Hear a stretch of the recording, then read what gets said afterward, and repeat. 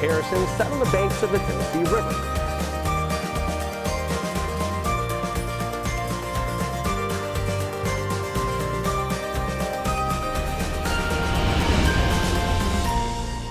Welcome to another 30-minute edition of Three in Your Town, where we celebrate the people, places, and things that make this area so unique and so wonderful. I love history.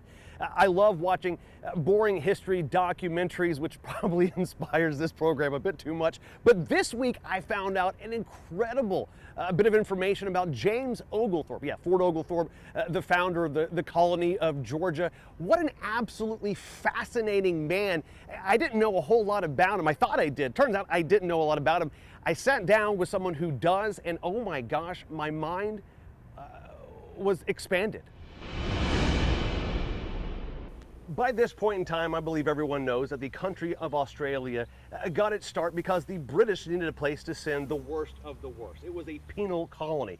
But did you know the state of Georgia got its beginning because the British needed a place to send its poor people? It was basically a debtor's colony. James Edward Oglethorpe, a brilliant young man from the motherland, England.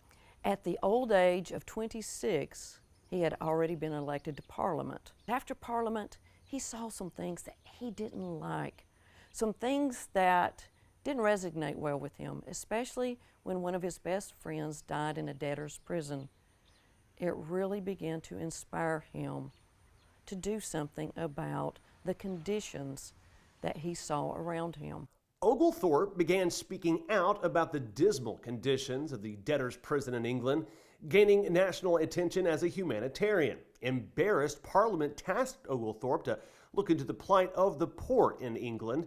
The solution? Create a new colony in America to give the poor a second chance to succeed as farmers, merchants, and artisans. 1732, James decided, I'm going to cross the pond. He loads a ship and heads to the New World. The potential of creating a colony. The British Crown loved an idea of a Georgia colony for two reasons. One, it was a place to send people who were taking up valuable space and using valuable resources in debtor's prison. Two, it was a great buffer zone between the British colonies and Spain-controlled Florida. Now, because of the proximity, though, between Georgia and Spanish Florida, one group of Brits was not allowed into the colony. The Catholics were not allowed, and there was a reason behind this. Spanish forces continued to attack, trying to take over these areas. Spanish people were Catholic for the most predominant part, especially in those times. It was feared that if Catholic people were allowed to come to the area, that they would form an alliance with the Spanish, which would weaken the ability for this colony to be successful. The principles in which this new colony were founded were philanthropy, economics, and defense. Oglethorpe structured rules and regulations based on hard work, equality, and morality. Everyone in this land had the opportunity to be treated with respect, and that included those who inhabited it before the settlers. He becomes a very good friend of Tomochichi.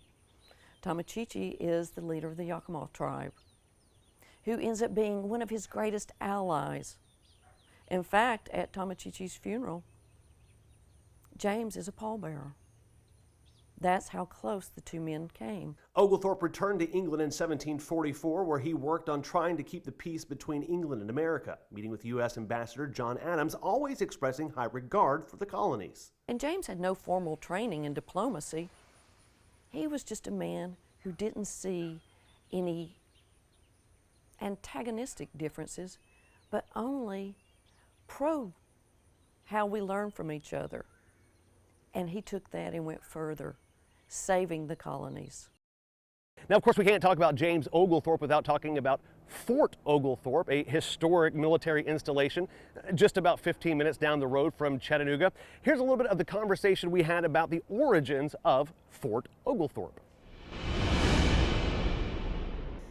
The United States Army established a cavalry post at the site of Hargrave, Georgia, an unincorporated town situated next to the Chickamauga National Battlefield. The post being placed here, of course, was strategic. Now, that was parkland, and parkland, of course, was not used for military until the need arose. Then permission was granted for skirmishes, strategies, training, and Fort Oglethorpe became an important part of that. The Chickamauga Post, established in 1902 by the Army, was later named Fort Oglethorpe after James Oglethorpe, the founder of the colony of Georgia. This is Barnhart Circle. This is the historic area of Fort Oglethorpe. We're currently on the bandstand. The bandstand was the area where the brass could watch, observe what was going on with the troops as they trained, and also catch a few good polo matches here. People such as FDR came here. Ike was here. Patton was here. You're here on grounds that hosted some names that fill the history books. During World War I and World War II, the area served as a wartime induction and processing center, thanks in part to its proximity to the Chattanooga rail lines. Our location here was a great location for people from all over the area to come enlist and to become part of the cavalry forces. World War I, World War II, the WACs. Fort Oglethorpe was even a POW camp, housing about 4,000 Germans. Fort Oglethorpe also served as a training ground for some progressive achievements. Medical training. This was an important installation for medical training. The WACs trained here, and a specific group of WACs, the 6888, they were here, the first all-black female WACs to actually go across to England. The post land was declared surplus in 1947 and returned to civilian hands, forming the nucleus for a town that was incorporated in 1949. 10,000 residents, roughly about 10 square miles. It all started here. That is not the end of military appreciation in Fort Oglethorpe. They actually have a brand new park called Honor Park just down the road from the historic square there. We're going to take a look at that coming up after the break in this 30-minute edition of 3 in Your Town.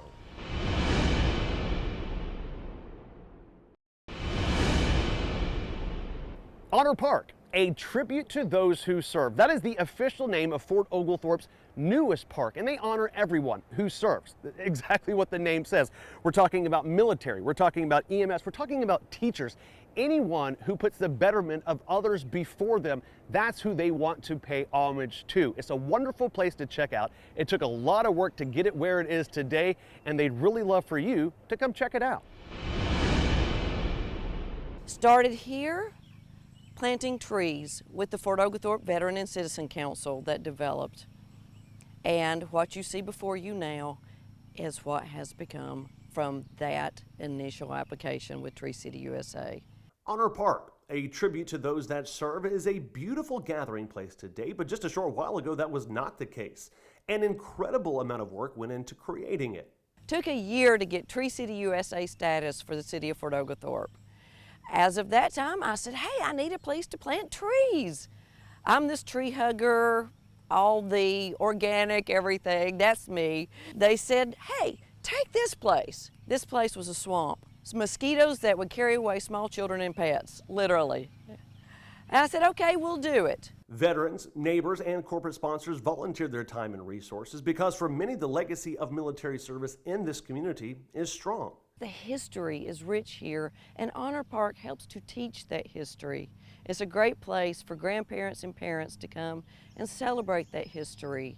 We see our pavers, a lot of them are grandparents, parents who have gone on, and parents of children get to say, this was your relative, your ancestor, and talk about the wonderful things. Work will continue here. Remembrance will continue here.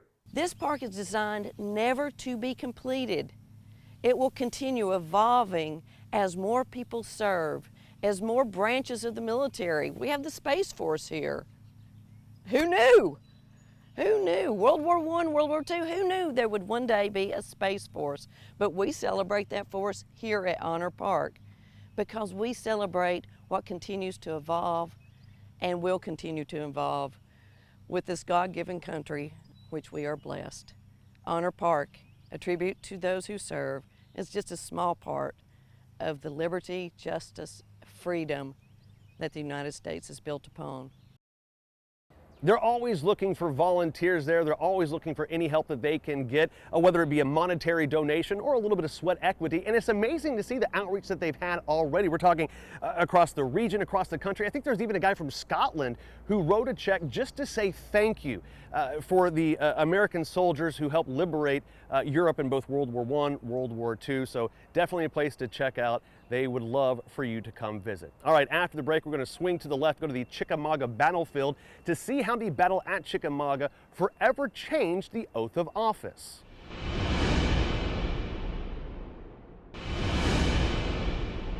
Welcome back to this 30-minute edition of Three in Your Town, where we celebrate the people, places, and things that make this area so unique and so wonderful. And a lion's share of this 30-minute program is dedicated to Fort Oglethorpe and its rich history, both military and otherwise. And part of Fort Oglethorpe includes the Chickamauga National Battlefield. And in my 5 years here in Chattanooga, I've gotten to meet a lot of interesting people, but maybe none more so than Jim Ogden. Jim is such an incredible wealth of information. He'll forget more than you and I will probably ever learn. And a couple of months ago, I had the opportunity to sit down with him, and we talked about how the battle at Chickamauga forever changed the oath of office here in America.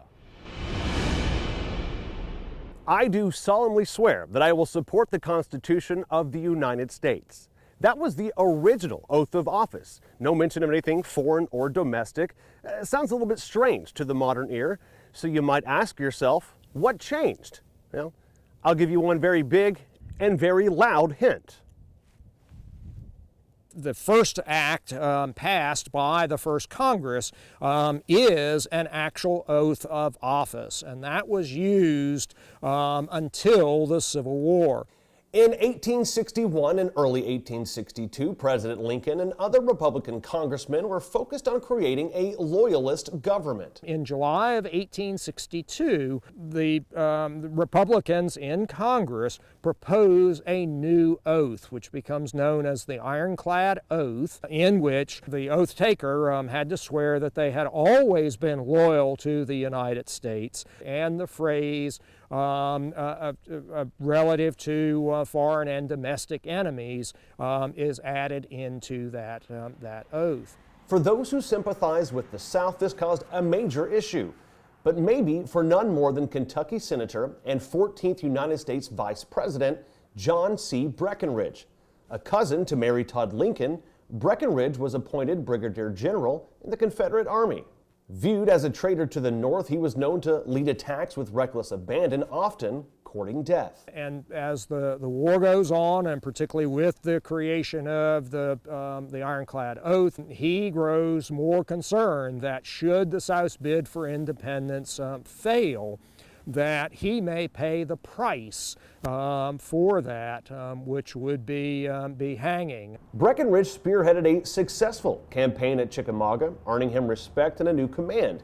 During the battle at Chattanooga, though, his unit was routed on Missionary Ridge. He was reassigned until eventually becoming the 5th and final Confederate Secretary of War. By then, he, along with many others, saw the writing on the wall. Fearful for his life, he will flee across the Confederacy to Florida, and then by boat to Cuba for a time, and then on to England and eventually to Canada. Only after Andrew Johnson issued his broad-based Confederate amnesty did Breckinridge return to the United States. To some, he was still viewed as a traitor, to others, a hero. To himself, though, a strong force in this experiment we call representative government. And he was willing to put his money where his mouth was, and thereby to a great many people openly challenge that oath of office that he had taken. So. From one incredible historian in Jim Ogden to another incredible historian in Linda Mines. Linda is the county historian for Hamilton County.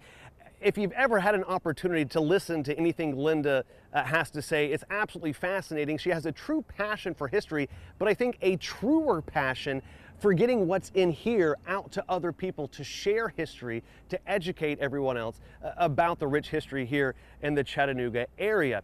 A couple of months ago, we had the opportunity to talk about the Road of Remembrance. We've run this story before, but I think you might find it really interesting. A road that you and I have probably traveled several times to Fort Oglethorpe, really has a rich history, and you might not understand how many military members have traveled on foot across of it. Rossville Boulevard, AKA Highway 27, AKA the Old Dixie, AKA the Old Federal Road. It's been called so many things over the years, but unless you ever slowed down here on the corner of East 32nd, you might have missed one of the more poignant names for Rossville. As these pillars indicate, this is the Road of Remembrance. My great-great-grandfather Traubenberger, who will ultimately be wounded at Resaca, walked this road. I never knew him, but I know where his historic footprints are. Historian Linda Mines has a special connection to this stretch of road, but as she explains Rossville Boulevard's historic significance, that same connection can be made by thousands of others. Following the battles of Chattanooga, you have Bragg and Bragg's army, the Confederate army retreating, the Union Army following them. In addition to that, when you think about training for the Spanish-American War, World War I, the Great War, and then you think about even adding the later part of that, World War II, if you were troops that were training at Fort Oglethorpe, where's the nearest railroad head? It's in Chattanooga. So you're going to have armies marching up and down this highway. To honor these historic footsteps, 2 stone columns were erected. Plaque on the western corner reads, 4 American armies have marched over this road, 2 opposing armies in the Civil War, 1861 to 1865, 1 in the Spanish-American War, 1898, and the last in the World War, 1917 to 1918. Dedicated by the American Legion Auxiliary Post 14 in the 1930s, a supplemental plaque had to be added to include the American soldiers who marched in World War II. A total of 5 armies, hundreds, thousands of Americans stepping up and in stride when our nation was facing some of its most perilous points. Meant for speed and convenience now, this highway still offers moments of pause and reflection. While things modernize, the past is always still there. And it's our responsibility to connect the dots so people truly understand the story. When I put this show together, I don't think I realized the amount of patriotism that's going into it, but hey, that's wonderful, right? We're going to continue that after the break. We're leaving the classroom and we're headed to the kitchen to put together a Rice Krispie cone with red, white, and blue sprinkles. We originally did it for the 4th of July, but let's be honest, it's Rice Krispie treats and chocolate. It's good 12 months out of the year.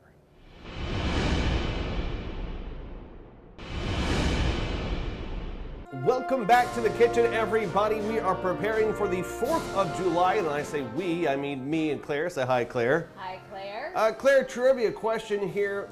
So America claimed its independence on July 4th, 1776. Well, the British didn't say, okay. When did the fighting actually stop? 2 weeks after. So the Revolutionary War lasted 2 weeks. That doesn't sound right, does it? Nope, 1783 actually, and that's thanks to the French. So, oui, y'all. What we're going to do to celebrate is not a French recipe that has no segue whatsoever, but this is just showing what you know and what I don't. What he does best. All right. Now, we are making an ice cream cone without really ice cream, Claire. We're going to be using Rice Krispie treats where the ice cream would be. Yes. So how is that going to happen? So we're going to combine a bag of marshmallows, 3 tablespoons of butter, melt that up. Once it's melted and the marshmallows fluffy, we're going to put in 6 cups of Rice Krispie cereal, stir it all together. Easy. Easy. 2 minutes in the microwave. It's marshmallow goodness. We're going to mix this up and then Rice Krispie on top? Yes. Ooh, this is like my dream. I love marshmallow fluff. That is why I keep my body like it is. I could have a 6-pack.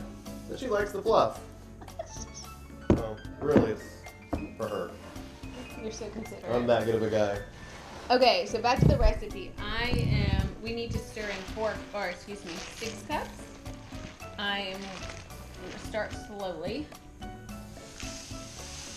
That's Yeah, that 4 was real cups. slow. Well, So you need another 2 cups on top of that? I do.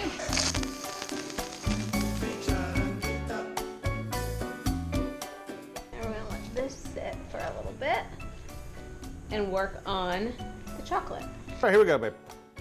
Here we go. All right, we have chocolate melt, and we're gonna basically, just take the outside of this ice cream cone, Yeah.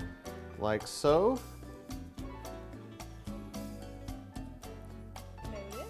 Coat it, and then you're gonna immediately kind of sprinkle it. Yeah. All right, take a look. That's what we've got right now. Boop, that's going in the freezer. For the messiest part of the program, we are going to take the Rice Krispie melt, put them into like balls, like ice cream scoops, and that's what we're going to put on top of. So go ahead with your little bare hands. That's my favorite thing to cook with. What are you so sad about? It's my spatula. I know, but I'm the one that cooks around here. Well, let's America it up. Or France. Now America.